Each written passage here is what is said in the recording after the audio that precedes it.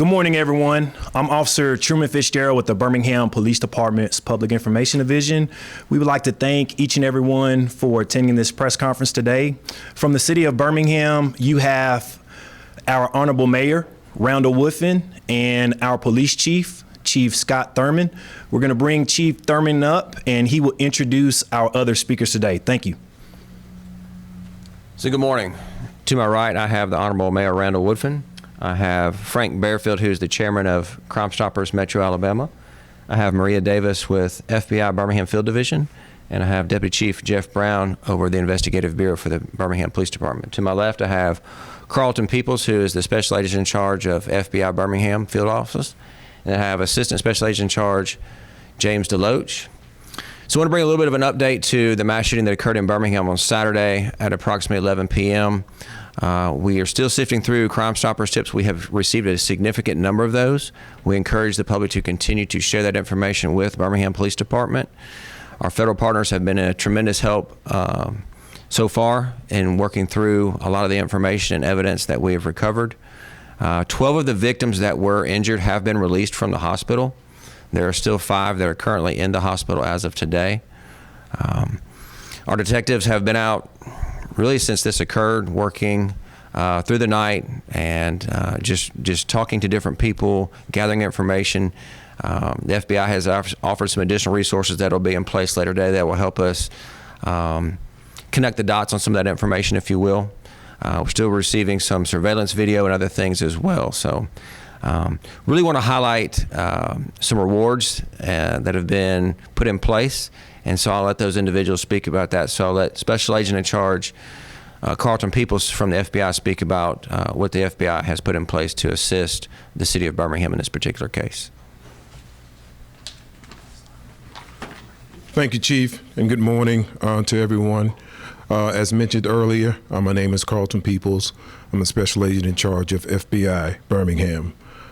First and foremost, our thoughts and prayers go out to the victims and their families as a result of this senseless act of violence. The FBI will continue to avail resources and assets, whether local, regional, or national, to assist our partners in addressing violent crime in our community. For example, to incentivize the public in coming forward with tips and information to assist law enforcement who are seeking additional information to further an investigation to keep the public safe, the FBI offers monetary rewards. As a result of the mass shooting which occurred in our community this past weekend, and the information and investigation to date, the FBI has announced a reward for up to $50,000 for information that to law enforcement, which leads to the arrest and conviction of the individual or individuals responsible for Saturday's mass shooting. If you, I want to repeat that, if you or you know someone who has information about those involved in Saturday's mass shooting, know that you can remain anonymous. Please call the FBI at 1-800-CALL-FBI, 1-800-225-5324, the Birmingham Police Department at 205-254-1764, or Crimestoppers at 205-254-7777. You can also submit a tip online at tips.fbi.gov. We will continue focusing on sharing intelligence and investigative resources with our local, state, and federal partners, as well as building effective relationships with the community that we are sworn to protect. And the purpose of that is to ensure that we root out the most violent and heinous individuals that seek to bring violence to our communities and neighborhoods. Thank you.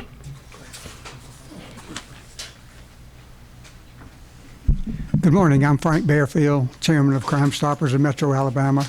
And previous to today, the largest reward we had ever offered was $25,000, which was for the cupcake matter that I'm sure some of you remember that. And we were very glad to pay that reward out. Today, we'll be offering $50,000 for any information that helps us solve this crime. They don't have to be convicted. They don't have to go to court. You don't have to do anything. You remain totally anonymous, And if you give us information that leads to identifying the persons responsible for this or the solving of this crime, you're going to get paid a great reward. It's a life-changing reward, and you're totally anonymous, $50,000.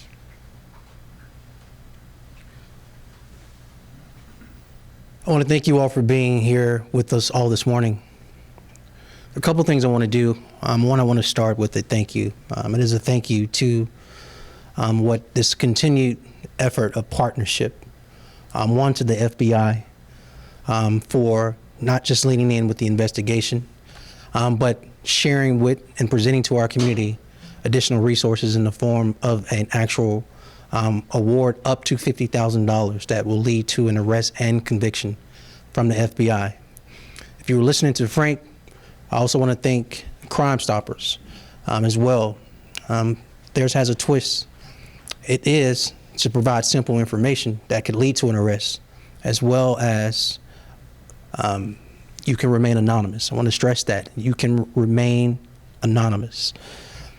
It is critically important that as a community we come together in this moment. I'm reminded that standing in this room, I've presented before in front of many of you all, and there was an outpouring. There was not only a collective holding our breath, but I remember community action with the kidnapping of Cupcake McKinney. This requires one of those same type of moments when you have 22 citizens, 22 residents, 22 community members who have been shot in our community, where 4 unfortunately have lost their lives. We, the community, have to step up. That whole village approach that we saw, the unfortunate results, but we saw in real time. We saw the PSAs from the media. We saw community members coming forward, not only with information, but wanting to put on their own cape. This requires one of those moments, because as a community, we cannot give safe harbor or shelter to people who want to just simply kill people. We can't give them cover. They should not feel safe in our community. They should not feel safe anywhere. And so you've heard it here from 2 of our partners.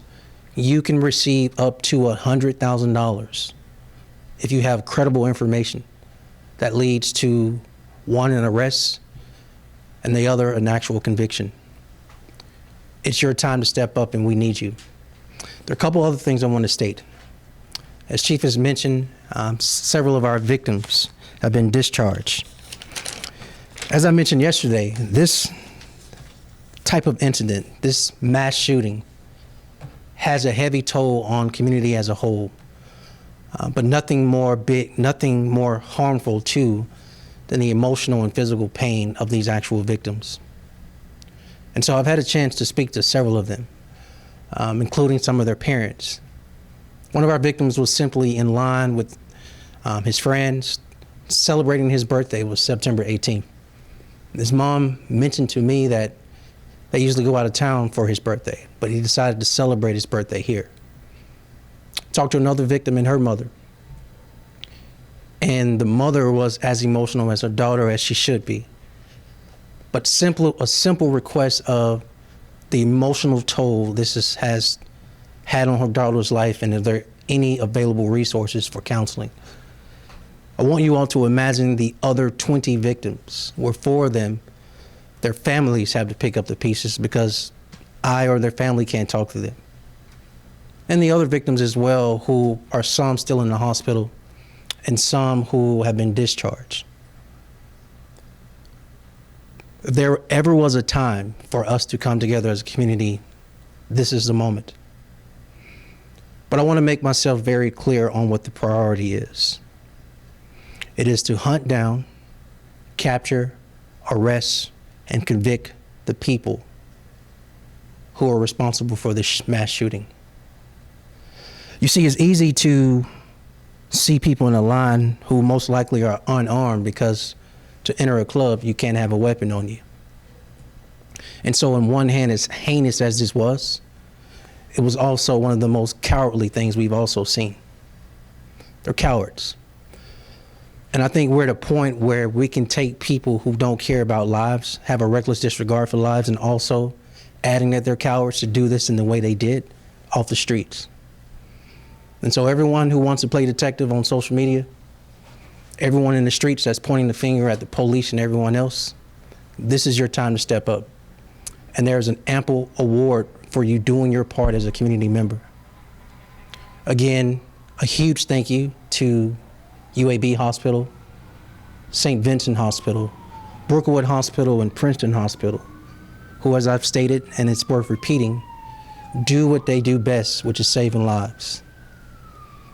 The pain and hurt that existed at some of these waiting rooms, where hundreds of scores of people, family members, waiting in the emergency room lobby area, not knowing which hospital their child was in, wondering the results of their child. None of us should have to live with that. But we can make them whole. Sheriff, come on up, sir. Literally in the middle of this, come on up. Everyone, I'm referring to Sheriff Petway, again, another partner, and us helping us address and fight this issue. Other partners that are not present, that include our DA, Danny Carr. I want to thank the men and the women you see standing here, and I want to thank all the community members. But I'm looking directly at you as well, media.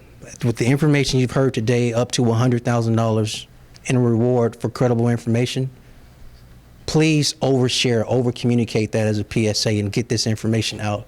I remember what you did for Cupcake McKinney, and we need that same type of energy from you for these 22 victims.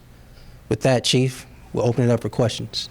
We kindly ask that before you ask your question, just wait to be acknowledged. We're going to make sure everyone has a voice. Yes, ma'am. Chief, at this point, do you know the identities of the suspects or the persons of interest, or are you still working to figure that out? Still working to figure that out at this point in time. Carol? Ms. Gill. You mentioned yesterday that this was a possible, that the target was intended and that you were working to identify a motive. Have you identified a motive yet? And I know that 2 of the victims had been implicated in previous murders, one acquitted, one dismissed. Do you believe those previous homicides have any bearing on what happened Saturday night? It could, and there's several multiple motives for the one individual that we believe is targeted. But there again, as you mentioned, you've got several others who there'd be motivation from others to target them as well because of their criminal pasts. So that's just something we're working through. Was there any small precinct previously in the 5 Point South area? And if so, is that something that will be coming back to the area when it comes to crime? Years ago, there was a substation, but there again, you have to man the substation. So I have found that a lot of times the substations are ineffective because you just have an officer sitting in there.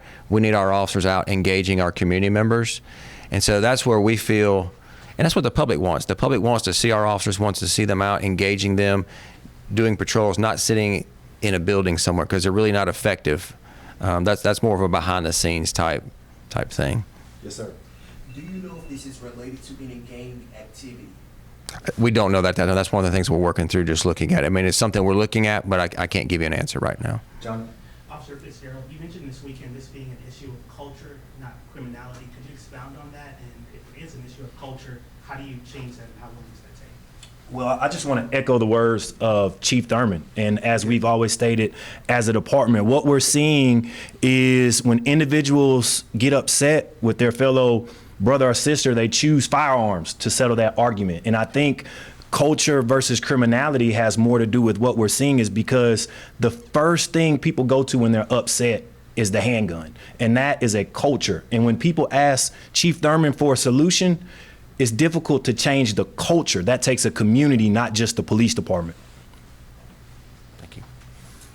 Chief, can you elaborate on why you believe these suspects were hired to carry out this murder?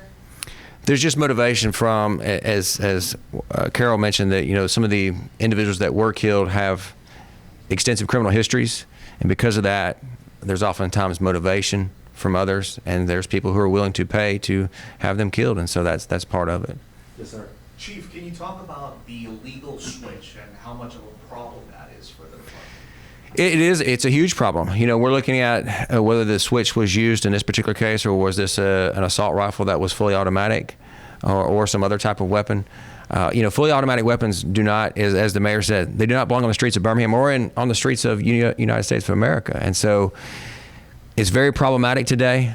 They cause a lot of carnage really, really fast. And so it's just a big problem. We're working with our federal partners, ATF, U.S. Attorney's Office, and others to help make arrests, and they have indicted numerous people. We currently have a campaign called Flip the Switch, and that's where people can call Crimestoppers, remain anonymous, and give the information about people who possess them or are manufacturing them. We've also spoken with our state representatives about, and they have already pre-filed about having Glock switch legislation at the state level in Alabama. That's something that will be heard in the session that will come up in February of 2025. So we're working towards doing more with that, but law enforcement has to have those tools in place. And what is your, Go ahead. and what is your message to the suspects that are still out there? We're going to hunt you down and we're going to arrest you, 100%. Scott? Chief, last night there was a homicide in South Eastlake community. There was also 2 other people shot. We were told last night that there possibly could be a connection between the mass shooting and that homicide. Do you have any update for us on that front? So at this point in time, we don't have any information to suggest that it's connected. There were some other factors there in that particular case that we're looking to, but at this point in time, as directly related or retaliation for the mass shooting, no. Tristan? Have you been able to interview all the victims? I know you said 5 are still in the hospital. Has that been something you've been able to talk to these individuals? Well, some of them, because of the condition they're in, they're not able to be interviewed. So that's part of the hard thing that we're trying to work through right now. Jillian? I know you said some of these victims had criminal past. Did all 4 dead victims have a criminal past or criminal history? No, I don't think all 4 did, no. Miss Amy? Has your investigation determined which of the 4 victims was the intended target? I'm not going to release that information at this time. Yes, sir. Chief, some citizens are afraid of retaliation. So what is your message to those citizens due to Facebook posts saying that certain members of the community will retaliate because of the mass shooting? Here's the kind of unfortunate side of it. There were some individuals that we kind of talked about a few minutes ago that had criminal past. If you're not in that criminal game or in that criminal circle, you probably don't have anything to worry about. Just quite, there were some innocent victims we know that were injured at the mass shooting, but the crux of the people who were targeted had criminal histories, and unfortunately, being in that lifestyle, that culture and things, unfortunately, ended in their demise. Do you think there was 1 targeted victim or 2 targeted victims? That's something we're working through to determine right now. Question, does anyone have any questions for our partners who've offered $50,000 in reward money? Yes, sir, Tristan. And just direct your question to either Special Agent in Charge Carlton Peoples or Chairman Frank Bearfield. Chairman Bearfield, we spoke a little bit, and the mayor said there's been several people that have come forward with tips. Can you highlight any more detail about what y'all heard, or perhaps even the number, just to showcase how much of a community buy-in there's been on trying to solve this investigation? Ever since yesterday, there have been a tremendous number of tips, in excess of 50. And we expect more to be coming in. That 50 number is something that I got a few hours ago, so I'm sure there are quite a few more since then. And we're just trying to determine the ones that bear fruit. Yes, ma'am. Special Agent Peoples, the FBI, as we talked about earlier, stepped up big time with the cupcake case, and that seemed to work. What does the FBI look at when it offers a substantial reward like this? I think there's a number of factors that we look at, but right now it's about the impact and the effect that it's having on our communities for everyday citizens. And so we wanted to make sure that we partner in a way that shows that we are serious about our commitment to the city of Birmingham, our local and state and federal partners, and the communities that we're sworn to protect. And this is a way to do that. But it also is just another way. We are involved in our task force, Violent Crime and Gang Task Force with Birmingham and the local and state and federal partners as well. So this is just another avenue of impact, ensuring that we're all in with our partners. Scott, and then last questions. Chief Thurman, last night in 5 Points South, there was a significant police presence. Is there any plans to have police presence there moving forward, and some of the other nightlife entertainment districts like Lakeview or any other areas where we're going to see large crowds gathering on sidewalks in front of bars, restaurants, things like that? No more than normal. We did have some significant increase in police throughout the summer. That worked pretty well. We've transitioned to some other ways to address that at this point in time, and so no increased. I mean, our officers are always out in those areas anyways because of there's an influx of people going to the bars, the restaurants, the entertainment areas, so no more than normal. We're seeing similarities in incidences where people are driving up, shooting into idle places. Are we investigating this as maybe possibly one entity, gang-related? Is that something we're looking at? There's just multiple factors or multiple motives, if you will, and we just have to work through those and determine which is most supported by facts and most viable. And so we just have to work through it. It just takes time. When we're, you know what, yeah, I mean, we're not that far in this investigation. It just takes time to work through this. Even with all hands on deck from all of our partners, it just takes time to go through when you have something of this magnitude to get through everything. Last question, Ms. Amy. Do you believe the suspects are still in the area, and what assurances can you give to the public that it's safe to go out to these areas at night? Well, they're not. Here's the thing. These weren't just people riding around just targeting random people. So there's not people riding around the city of Birmingham just shooting people just to be shooting people. That's not occurring. These were people who were targeted because of some of their involvement in the things they are involved in, the things they do day to day. That's why they were targeted. And that's the bottom line. But just some clarification on that, I'm sorry. Just to be clear, there were 21 people who were shot. So not all 21 people are believed to be linked to the one person that was. That is correct. There's collateral damage here. There is collateral damage. Yes, 100%. All right, thank you, everyone.